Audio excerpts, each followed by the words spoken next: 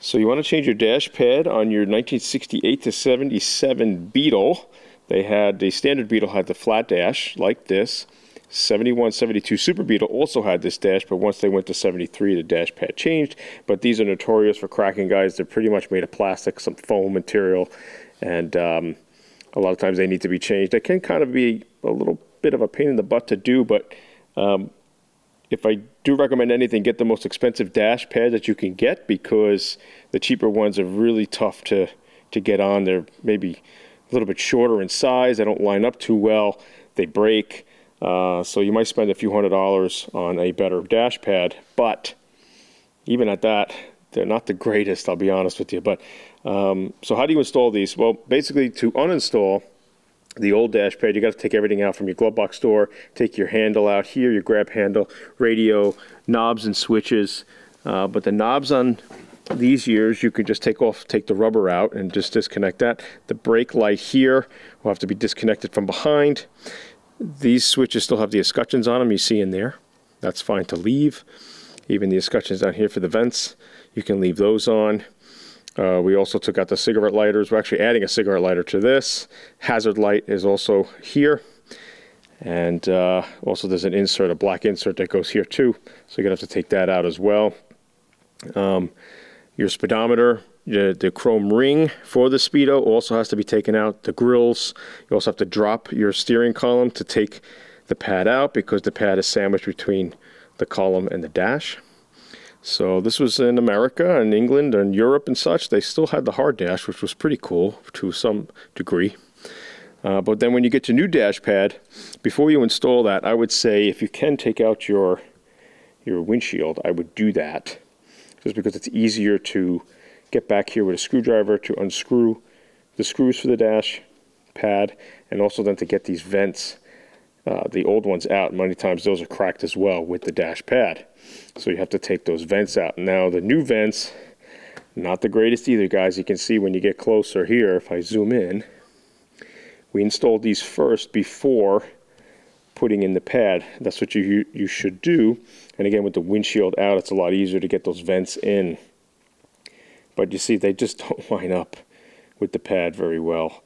I mean, I'm sure you could do some finagling there to get it to work right. But yeah, they could be a pain in the butt, and they can also break very easily too. They are only plastic. So just one of those things when it comes to putting these pads in. And I would suggest just getting a hardware kit that they have to screw the pad in. It's basically 8 or 9 screws, I believe. And you see the screws here. And that's how they screw in. There's also studs that are on the back, the upper corners here, on both sides, that go through a hole in the dash. And then from behind, you put a nut. So also when you take the glove box door off here, you have access to the nut back here. And also with the grill over there where the speaker goes, you can get access to that as well. Now when the pad comes, you're going to have all this vinyl here filled in. So you're going to have to cut this out for the grills, cut this out for the speaker as well. And just be careful. There are kind of like guidelines that you can see where to cut, kind of similar to here. This flap is actually supposed to get cut too, but you see the line here. That's kind of where you would cut. Okay, so it's just the mold pretty much. And that's about it. I mean, the dash goes on pretty easily other than that. You know, once you start disconnecting everything, drop the steering column and such, you know, it's a little intimidating sometimes, you know, to look at it and take it apart, but for the most part, it's not too bad. You know, we did need to add a hole here we're putting a cigarette lighter in. So we had to add this hole. It was not there. So I just mimicked this hole. I kind of just measured, and then just with a razor, made a template and just made a circular, I think I even got a coin that matched with this hole, put it over here and then traced it and then just cut it out with a razor. So you also have that B switch here, the brake switch here, that goes in with the black escutcheon as well. So yeah, I know this pad is blue. The client wanted the dash pad blue because he's going with a blue accented custom interior in here. So of course normally they come black. But let me go around the front.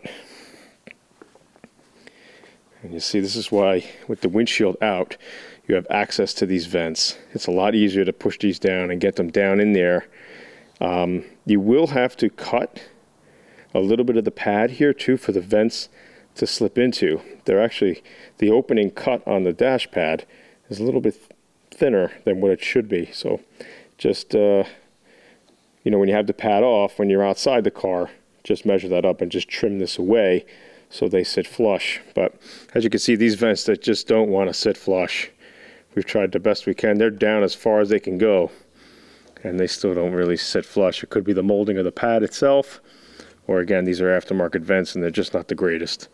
So, but yeah, padded dash. Anytime you guys want to, if you're looking to do this kind of thing, it's not terrible. Like I said, just take your time. Have to cut all this out when the dash pad is out off the dash. So do this all after. I'm sorry, before you put it on the hard dash here. So, any questions? Leave them in the comment section below, and I'll see you guys later.